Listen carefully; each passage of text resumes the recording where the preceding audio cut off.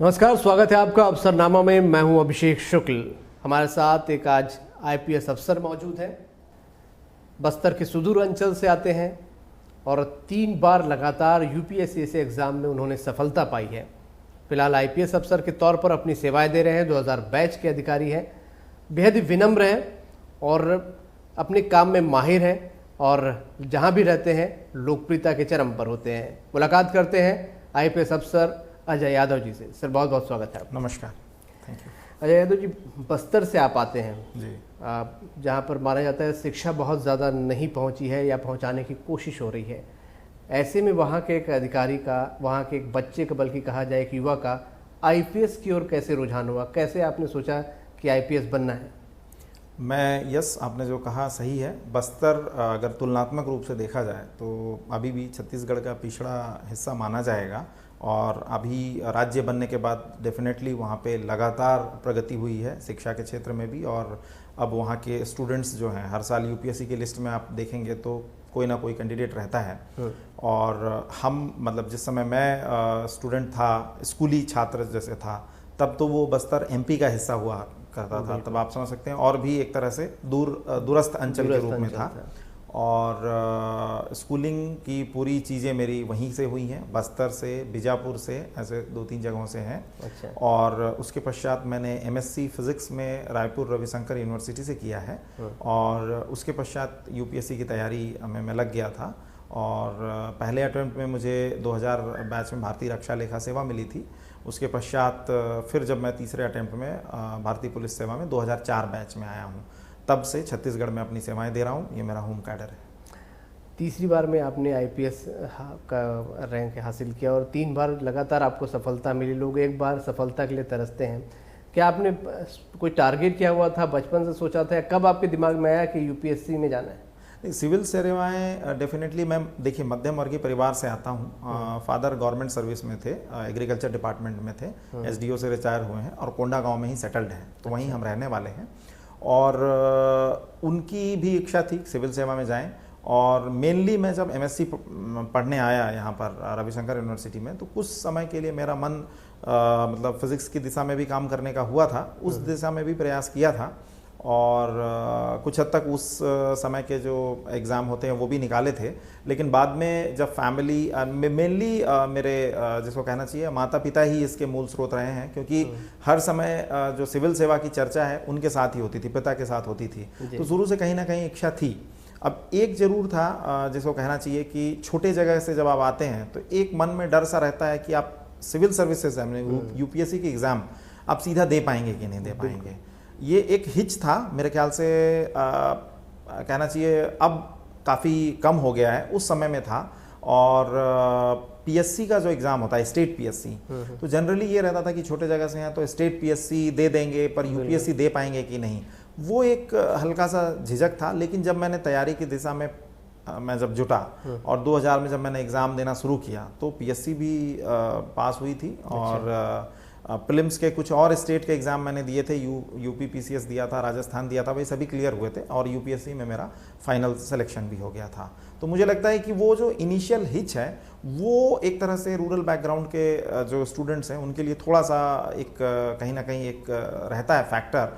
But again जब आप जुट जाते हैं, लग जाते हैं, तो सफलता मिल जाती है। आप हिंदी मीडियम स्कूलों में पढ़े, हमने सुना और पढ़ा जी। क्या हिंदी मीडियम में पढ़े होने की कोई दिक्कतें, कोई समस्याएं यूपीएससी में आती हैं जब आपने कंपटीशन एग्ज़ाम फाइट करना शुरू किया? नहीं, मैं ये तो नहीं मानता। आज के जो हमारा, खैर अब मैं काफ़ी समय हो गए हैं, 2004 बैच से पुलिस में हूँ। और जो एग्ज़ाम दिए हैं पूरे मैंने हिंदी मीडियम में दिए हैं और हर बार मेरा निकला है, मतलब ना प्रीलिम्स रुकी ना मेंस रुका। अच्छा। सो मुझे नहीं लगता कि ऐसा कोई दिक्कत आती है। और इंटरव्यू में भी, चूंकि आपके यहाँ ये एक मात्र यूपीएससी एक ऐसी परीक्षा है जो जिसको हम लोग अपनी भाषा में बोलते हैं इट्स द बिगेस्ट लेवलर। यहाँ पे लैंग्वेज बहुत बड़ा बैरियर नहीं है। यस, कई बार लोगों को लगता है कि लैंग्वेज फ़ायदा मिल सकता है इंग्लिश का, लेकिन मुझे नहीं लगता। बिकॉज मैं तीनों बार के इंटरव्यू में मेरे नंबर ठीक ठाक रहे हैं और मैंने इंटरव्यू हिंदी मीडियम में दिया है जी।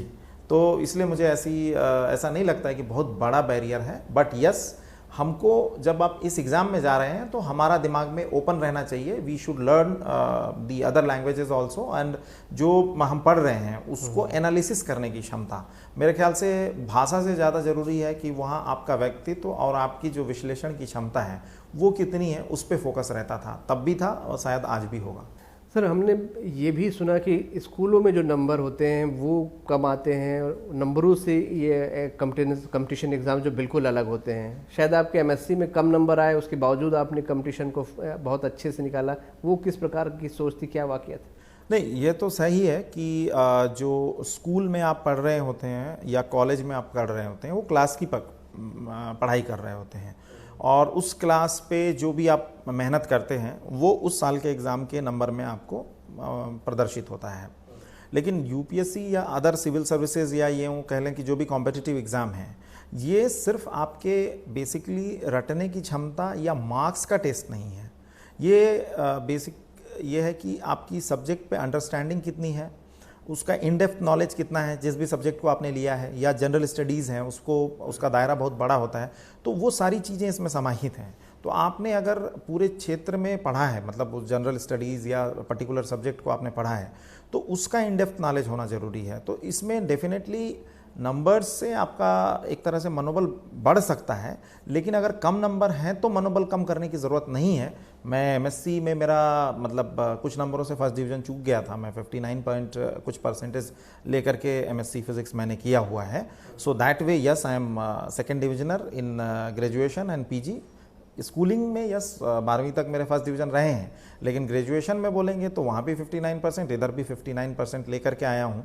बट देन अगेन जब आप सिविल सर्विसेज की तैयारी में जुटते हैं तो पूरे आप उस विषय को अलग रख करके जहाँ पे जिस चीज़ को पढ़ रहे हैं उस पे अपने को फोकस्ड एंड जिसको बोलते हैं डिटेल्ड स्टडी का जो अप्रोच है वो होना चाहिए, एंड शुरू से ही एनालिटिकल जो एनालिसिस करने की जो क्षमता है, जो कैपेबिलिटी है, वो अपने को बढ़ाए रखने के लिए ध्यान देने की ज़रूरत होती है, और वो कहीं ना कहीं एग्ज़ाम में मददगार होती है। बस्तर से आप आते हैं और छत्तीसगढ़ की अगर हम बात कर ले ओवरऑल, क्या ऐसे कंपटीशन एग्ज़ाम के लिए संसाधन छत्तीसगढ़ में पर्याप्त आपको लगते हैं, या लगता है कुछ और भी होना चाहिए ताकि स्टूडेंट्स को दिक्कत ना हो? नहीं, संसाधन तो जिसको बोलते हैं कि डायनामिक्स है, चेंज होता रहता है, परीक्षा का पैटर्न बदलता रहता है, उसके हिसाब से मार्केट में जो आपकी कोचिंग है या फिर आपके पास स्टडी मटेरियल है वो चेंज होते रहते हैं। तो मुझे लगता है कि इन 20 वर्षों में राज्य बनने के बाद हमारे प्रदेश ने काफ़ी तरक्की की है, बहुत सारी मार्गदर्शन हेतु कोचिंग संस्थान भी उपलब्ध हैं। बट देन कोचिंग संस्थान ही सफलता का केंद्र है ऐसा नहीं कहा जा सकता। लोग खुद से स्टडी कर रहे हैं और सेलेक्ट हो रहे हैं। अल्टीमेटली जो मेन चीज़ है वो कितना अच्छा स्टडी मटेरियल आप प्राप्त कर पाते हैं और उसको कितना अच्छे से पढ़ पाते हैं। तो मुझे लगता है कि सिर्फ स्टडी मटेरियल की क्वालिटी के बारे में डिस्कस करना जो है बेमानी है इस परीक्षा में। इसमें यह है कि जो भी मटेरियल है उसको कितना अच्छे से आपने पढ़ा है वो ज़्यादा महत्वपूर्ण है। दैट वे मैं बोलूँगा कि छत्तीसगढ़ अभी अन्य राज्यों से अलग नहीं है, काफ़ी संसाधन यहाँ उपलब्ध हुए हैं। यस, ये जरूर कहा जा सकता है कि अभी भी हमारे फार फ्लंग के जो एरिया हैं, चाहे सरगुजा वाला एरिया हो या बस्तर का एरिया हो, वहाँ पे कुछ और ऐसे प्रयास किए जा सकते हैं। हालांकि कुछ संस्थाएं जो सरकार की ओर से भी आई हैं, कुछ प्राइवेट संस्थाएं भी हैं, उनसे भी स्टूडेंट्स निकल रहे हैं, बट देन इसमें लगातार काम करने की ज़रूरत है। अब जिस इलाके से आते हैं नक्सल प्रभावित एरिया माना जाता है, और बाहर के अगर राज्यों में बात की जाए तो छत्तीसगढ़ को नक्सल प्रभावित इलाकों के रूप में ही जानते हैं। लोगों ने स्टडी की होगी, आपने तो बचपन वहाँ गुजारा है, बचपन से देखा है इस समस्या को। क्या समस्या का कारण और क्या इसका हल आपको नज़र आता है? देखिए, ये एक मतलब एज ए ऑफिसर अभी कहना बहुत ये होगा, बट यस, एक एज ए कॉमन सिटीजन अगर मैं बोलूँ, बस्तर का बासिंदा, जैसे बस्तर के नागरिक के रूप में अगर बोलूँ, तो कई प्रकार की समस्याएं रही हैं। मतलब देखा जाए तो कई ऐसी समस्याएं रही हैं, सामाजिक आर्थिक जो पिछड़ापन है या राजनीतिक पिछड़ापन हमारे यहाँ के लोगों में रहा है, उसका बेसिकली बेजा फ़ायदा इन लोगों ने उठाया है। जो नक्सल प्रॉब्लम है हमारे देश की सबसे बड़ी प्रॉब्लम जिसको माना गया है, और जिस समस्या से छत्तीसगढ़ जूझ रहा है, इंटरनल सिक्योरिटी का जो प्रॉब्लम है, एज ए कॉमन सिटीजन भी मैंने देखा है स्टूडेंट के रूप में, और मेरे पेरेंट्स वहाँ थे, अभी भी हैं, और as a police officer also मैंने बस्तर में सेवाएं दी हैं। दंतेवाड़ा में रहा हूँ और कांकेर में रहा हूँ, नारायणपुर में रहा हूँ, जगदलपुर में रहा हूँ। तो मुझे अल्टीमेटली ये समझ में आया है कि कहीं ना कहीं जो छत्तीसगढ़ का ट्राइबल है और उस क्षेत्र का आदमी है, वो बहुत भोला भाला होता है, उसको बहकाया गया है। मतलब एक तरह से उसका ब्रेन वॉश आपने कर दिया एंड आपने अपनी एक आइडियोलॉजी थोपने के लिए बहुत सारी चीज़ उसके ऊपर दिमाग में डाल दिए, कुछ ऐसी चीज़ें जिससे कि वो एनालिसिस करने की उसकी क्षमता कम हो गई। वो देख ही नहीं पा रहा है कि गवर्नमेंट मेरे लिए क्या कर रही है। आपने बंदूक के दल पे अपना डर फैलाया, अपना सिस्टम वहाँ लाने का प्रयास किया। और मेनली आप अभी भी देखेंगे, अभी तक की स्थिति में जो दंडकारण्य क्षेत्र जिसको बोलते हैं, जो नक्सलियों का दंडकारण्य जोनल कमेटी है, उसमें जो all top leaders they are from Andhra and Telangana, nobody is from Chhattisgarh. तो नीचे का रैंक जो है, काडर है, इन्होंने लगा दिया यहाँ का कि जो काउंटर इंसर्जेंसी ऑपरेशंस में लेता है और हमारे साथ पुलिस इनकाउंटर में जो मुठभेड़ होती है उसमें उनकी मृत्यु भी होती है। और जो ऊपर का काडर है वो मतलब जिसको कहते हैं कि एक्सटॉर्शन और सब तरह के तमाम तरह की चीज़ें कर रहा है। तो अल्टीमेटली देखा जाए तो अगर कुछ मांगे सही भी मानी जाए तो मांगने का तरीका गैर संवैधानिक है। आपकी लड़ाई उसी से है कि जब ये जनतंत्र है, जनतंत्र में आप खुल करके आइए, जनता के प्रतिनिधि बनिए। किसने रोका है? जनतंत्र में आप सामने नहीं आ रहे हैं और गैर संवैधानिक तरीके से आप चाह रहे हैं कि चीज़ें आपको मिले, जो कि एकदम पूर्णतः गलत है। तो डेफिनेटली सरकार के अंग के रूप में पुलिस एंड रहने वाले लोगों के रूप में जनता, ये सभी उनके खिलाफ जाएंगे और समय आ रहा है जिसमें लोग जा रहे हैं, आगे भी जाएंगे उनके खिलाफ। अब आपकी एकेडमी में, जब आप एकेडमी में रहे होंगे या अब आपके साथी अधिकारियों के साथ आपकी बात होती होगी जो छत्तीसगढ़ से बाहर आए हैं, नक्सल प्रभावित क्षेत्र के रूप में छत्तीसगढ़ की पहचान है, वो अक्सर, क्योंकि आप यहाँ से हैं, वो भी नक्सल प्रभावित इलाके से आप आते हैं, आपसे पूछते होंगे, जनरली आपसे जानकारी भी चाहते होंगे। जब नक्सल प्रभावित क्षेत्र की पहचान के रूप में छत्तीसगढ़ का जिक्र आता है, क्या आपको लगता है कि ये पहचान बदलनी चाहिए? और भी बहुत कुछ छत्तीसगढ़ में है, बस्तर की खूबसूरती भी है। जी बिल्कुल, मतलब अगर देखा जाए तो जो छत्तीसगढ़ विजिट कर लिया है जिसने, उसके मन में छत्तीसगढ़ की छवि कुछ और है। जो छत्तीसगढ़ नहीं आया है उसके मन में छत्तीसगढ़ की छवि कुछ और है। तो ये बदलने की ज़रूरत है, क्योंकि हमारे यहाँ सरगुजा से लेके बस्तर तक कई जो प्राकृतिक विविधता का जो चीज़ है, वो जो अवेलेबिलिटी है, वो मेरे को नहीं लगता कि ऐसे इस साइज़ के किसी प्रदेश में इतनी ज़्यादा होगी। तो हमारे प्रदेश में विविधता है, जैव विविधता भी है, और जो प्राकृतिक सुंदरता के साथ जो विविधता होती है वो भी उपलब्ध है हमारे यहाँ। जंगली जो अभयारण्य और जो नेशनल पार्क हैं वो अवेलेबल हैं। हमारा कल्चरली अगर आप सरगुजा में जाएंगे तो सरगुजिया बोली जाती है, वहाँ के लोग कुछ अलग किस्म का, उसमें उत्तर का प्रभाव है। मध्य जो छत्तीसगढ़ का मैदानी इलाका है, वहाँ आप देखेंगे तो प्योर जो छत्तीसगढ़ की सांस्कृतिक विरासत आपको देखने को मिलेगी, चाहे वो दुर्ग का संभाग हो, रायपुर हो, आसपास बिलासपुर हो। उसके बाद आप बस्तर में जाएंगे तो जो दक्षिण कौशल का जो प्रभाव है वो, और वहाँ की जो संस्कृति है वो देखने को मिलेगी। भाषाई भिन्नता इतनी सारी है। तो डेफिनेटली जो नक्सलिज्म वाला प्रॉब्लम है, जिसके कारण छत्तीसगढ़ की जो बाहर की टूरिज़्म की इमेज को थोड़ा बहुत, जिसको कहा जाए कि एक धक्का लगा है, उसको दूर करने की ज़रूरत है।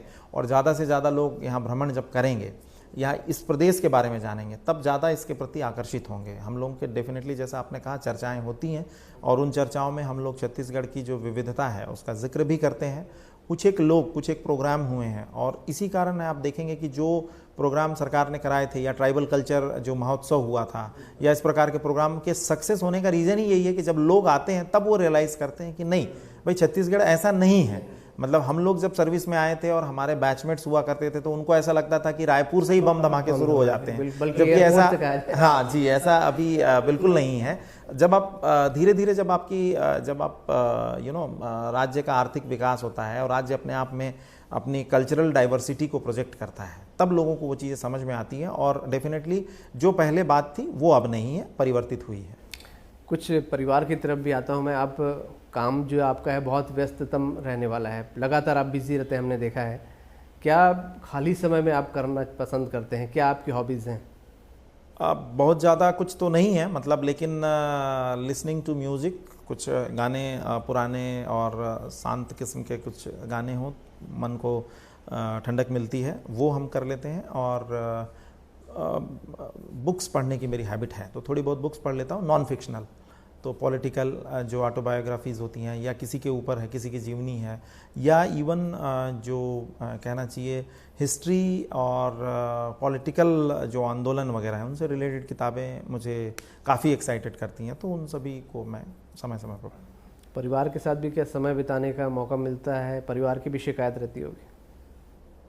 देखिए, जॉब प्रोफाइल, जब आप जॉब में आते हैं तो थोड़ा सा जॉब प्रोफाइल के साथ आपको कुछ चीज़ें में समझौता करना पड़ता है। परिवार के साथ ऐसा कोई बहुत विशेष नहीं रहती है, लेकिन यस, थोड़ा बहुत कई बार ये होता है कि मेरे 2 बच्चे हैं, किड्स, उनके साथ समय न बिता पाने का कई बार एक ये रह जाता है कि जिस समय पे वो चाहते हैं, कई बार ऐसा हुआ है कि वो समय उनको नहीं दे पाए हैं। समय दिया है, बट जिस समय उनको चाहिए होता है कि आज का समय चाहिए, या किसी दिन तय हुआ कि कुछ करना है या मूवी जाने का है या कोई चीज़ है, तो वैसा जब कभी होता है तो थोड़ा सा एक बच्चों में एक ये बात आती है कि you don't give enough time to us, but then ऐसा नहीं है कि नौकरी में हम टाइम नहीं दे पाते, बट देते हैं, बट कई बार कॉम्प्रोमाइज़ करने की सिचुएशन रहती है। और मुझे लगता है कि फेयर है, करना चाहिए, क्योंकि आपकी जॉब प्रोफाइल ऐसी है। पुलिस की और खाकी वर्दी की एक पहचान जो आम लोगों के जहन में होती है, एक कड़क होती है, बल्कि सिंघम टाइप की एक दिमाग में इमेज होती है। आप बस्तर से हैं और छत्तीसगढ़ का आदमी वैसे ही बेहद सहज और सरल माना जाता है, जो आपकी पर्सनैलिटी में दिखता भी है। क्या अपनी करियर के दौरान कभी कोई ऐसा कड़क फैसला लेना पड़ा जो आपको लगा कि यार थोड़ी पर्सनैलिटी के मेरे खिलाफ है, खुद ज़्यादा सख्त होना पड़ रहा है मजबूरी में? नहीं, ऐसा कुछ नहीं है। मैं बोला ना, पुलिस एक ऐसा जॉब है, I am a very proud police man, and police एक ऐसा जॉब है जिसमें आपको जीवन भर कुछ ना कुछ सीखने मिलेगा। हर नई घटना, हर कानून व्यवस्था में आप कुछ ना कुछ सीखते हैं, हर वीवीआईपी ड्यूटी में आप कुछ ना कुछ सीखते हैं, किसी भी प्रकार की आपात स्थिति होती है उसमें आप कुछ ना कुछ सीखते हैं। तो कोई भी पुलिस वाला ये नहीं कह सकता कि मेरे number of year of service बहुत ज़्यादा है तो मैं सब सीख गया हूँ। मैं तो ये नहीं मानता, क्योंकि मुझे भी आज 16 साल से अधिक हो गए हैं, और मुझे आज भी लगता है कि कई दिन कई नई समस्याएं आ जाती हैं जिसमें नए फैसले लेने पड़ते हैं। तो जो आप बोल रहे हैं मूवी से related image, that is different thing, but मुझे लगता है कि पुलिस वाले को mainly he should be polite but firm, जो इसको बोलते हैं ना कि सभ्य लेकिन दृढ़। ज़रूरी नहीं है कि मारपीट करेगा तभी, और वो जो मूवी के हिसाब से घूम रहा है वही एक अच्छा पुलिस वाला ना। मुझे लगता है कि वो पुलिस वाला जो कानून का खुद पालन करना जानता है अच्छे से, और उस कानून को अपने क्षेत्राधिकार में छोटे छोटे कानून जैसे हैं उनका पालन करवा सके, वो ज़्यादा मुझे लगता है कि लॉन्ग रन में सस्टेनेबल रिजल्ट देने वाला पुलिसमैन होता है। सो मुझे कोई दिक्कत नहीं है कि मैं पोलाइट हूँ या नहीं हूँ, उस पर किसी को कोई विवाद लगता है तो लगता रहे, बट मुझे लगता है कि पोलाइट बट फर्म, ये पुलिस की जो यूनिफॉर्म पहनने वाले अफसर के अंदर क्वालिटी होनी चाहिए। And touch wood that I am able to maintaining this thing till now. आगे भी उम्मीद करते हैं कि करते रहेंगे, और समाज के लिए थोड़ा सा आप पॉजिटिव कंट्रीब्यूशन दे सकें। अगर आप इतना देंगे तो मुझे लगता है कि ज़्यादा अच्छे से, मतलब आप अपने आप को जब सेवा में और ज़्यादा वरिष्ठ होंगे तो आप अपनी योगदान को ज़्यादा अच्छे से एनालाइज कर पाएँ। अभी एक बड़ा मुश्किल वक्त चल रहा है, कोरोना का टाइम है, इस समय आप लोगों की जिम्मेदारी और काम भी बहुत ज़्यादा बढ़ा हुआ है।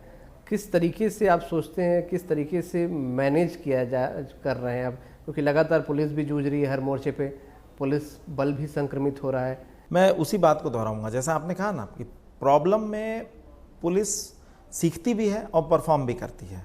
कोरोना नॉर्मल टाइम्स नहीं रहा, कोविड-19 का जो संक्रमण का ये दौर है मार्च से लेकर के अभी तक, ये एक एक्सेप्शनल दौर रहा है।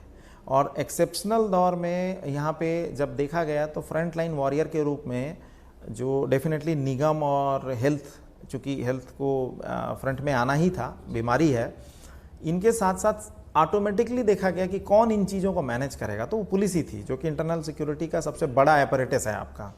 तो पुलिस को जब इस रोल को निभाने का मौका मिला है, मेरे ख्याल से हर पुलिसमैन ने, चाहे वो एक्सेप्ट करे या ना करे, इस दरमियान में ये चीज़ तो ज़रूर सीखी है, जैसे मैंने बोला ना, पोलाइट रह करके भी, और जो एक्सेप्शनल ड्यूटी है उसको एक्सेप्शनल तरीके से अगर आप निभा पाते हैं तो लोगों का अप्रिसिएशन भी उतना ही एक्सेप्शनल मिलता है। तो आपने देखा होगा पुलिस की overall image, overall positive talks और positive attitude of the people towards police, ये सुधरा है। और ये इसीलिए सुधरा है कि ऊपर से नीचे तक सबने ध्यान दिया कि ये एक महामारी की कंडीशन है और हमने समाज को बचाने के लिए उस महामारी और समाज के बीच में बैरियर के रूप में खड़ा होना है। यस, इसके कारण थोड़ी प्रॉब्लम आई है, जैसे कि हमारे यहाँ 7 दिन की जो छुट्टी देने का है जवानों का, वो नहीं मिल पाई है, पिछले 3 महीने से नहीं मिली है उनको छुट्टी। बीच बीच में एक्सीजेंसी वाले जो कारण हैं उनको तभी मिल पा रही है, उनको जो फील्ड में जो ड्यूटी कर रहे हैं जिलों के जो पुलिसकर्मी हैं, वो एक समस्या रही है। प्लस दूसरी समस्या है 70 से ज़्यादा मेरे पुलिसमैन भी यहाँ रायपुर ज़िले के पॉजिटिव हो चुके हैं, अदर देन जो सिक्योरिटी वगैरह में लगे हैं उनके अलावा ही जिला पुलिस के लोग हैं। तो वो एक चैलेंज है, क्योंकि आपको बचना भी है और समाज को बचाना भी है। क्योंकि आप छत्तीसगढ़ के ही हैं और करियर की अगर मैं बात करूं, क्या आपको कुछ याद आता है करियर में? कुछ कई ऐसे केसेस आए होंगे या कोई टाइम आया हो जब आपको बड़ा टफेस्ट हो, थोड़ी कन्फ्यूजन की स्थिति, या आपको यादगार आपके करियर में रह गया हो कोई ऐसे यादगार लम्हे? कई हैं, मतलब अब मैं बोला पुलिस में अगर आप ईमानदारी से काम कर रहे हैं तो कई ऐसे मौके आएंगे जहाँ पे जो आपको बाद में अकेले में आप याद कर सकते हैं।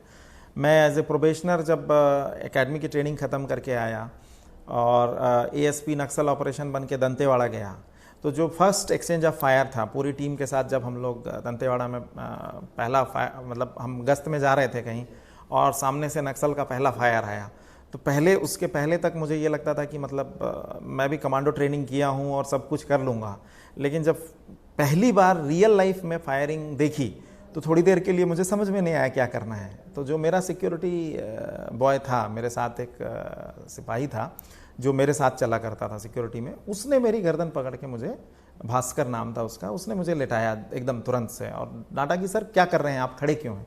बहुत छोटी चीज़ है, हमें मालूम है कि जब फायर होता है तो आपको तुरंत पोजीशन पकड़नी है, ये हमें सिखलाया है, लेकिन जब एक्चुअल में फायर अचानक से शुरू हुआ, मेरे 1-2 मीटर दाएं बाएं पेड़ पे गोलियां लगनी शुरू हुई, तो मैं खड़ा ही रह गया था थोड़ी देर के लिए, with in a second, fraction of second वो कूदा और मुझे मैंने आज ये शेयर करने का मौका मिला है। These are some of the things which we don't share, but then उसका मैं I am really thankful to that boy till today कि उसने मुझे एकदम पकड़ के लिटाया। एंड देन सो ऐसे कई केस हुए हैं। एक जब पहली जिसमें लड़कों ने बढ़ चढ़ के हिस्सा लिया फायरिंग करके, मैं एएसपी था और पूरी टीम आगे दौड़ गई मुझसे पहले, और उतने देर में उन्होंने मुठभेड़ में 2 नक्सली मारे थे पूरी टीम ने।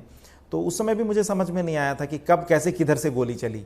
फिर लीड किया, फिर पूरी टीम को निकाला, फिर वो बॉडी हम लेके आए, उसको मारने, मतलब जब वो मर गया तब फिर उसको देख के अलग सी फीलिंग आ रही थी, और उनके हथियार वगैरह देखा तो लगा कि मतलब तब फील हुआ कि ये तो लोकल लड़के हैं जिनका ब्रेन वॉश किया गया है और ये आ रहे हैं।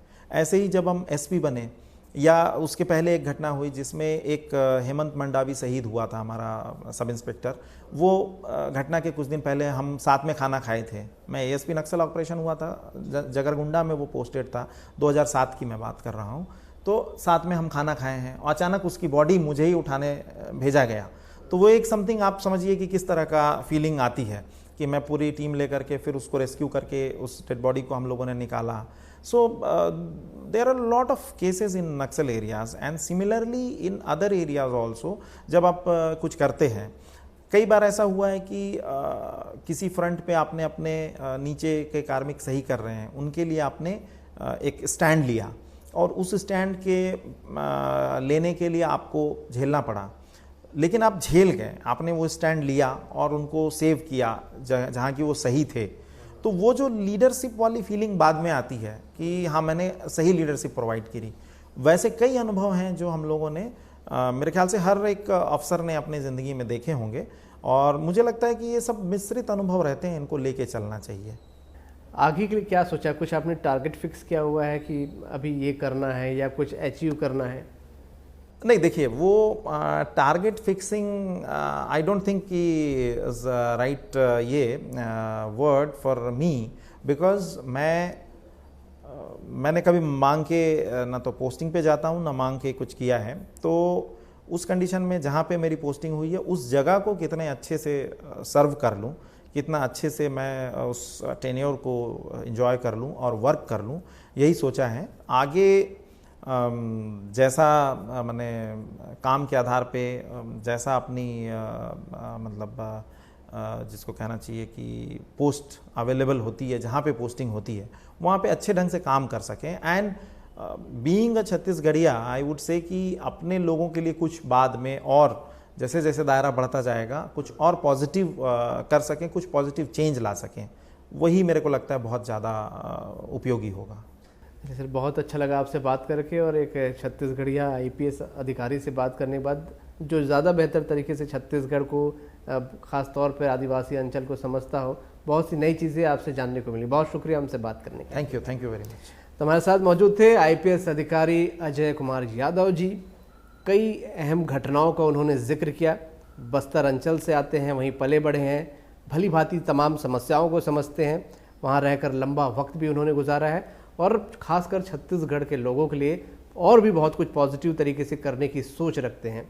बहुत सारी शुभकामनाएं बंसल न्यूज़ की तरफ से उनको। तो अफसरनामा में आज इतना ही। अगली बार मुलाकात फिर किसी अफसर से, फिर किसी अधिकारी से। तब तक दीजिए इजाज़त। नमस्कार।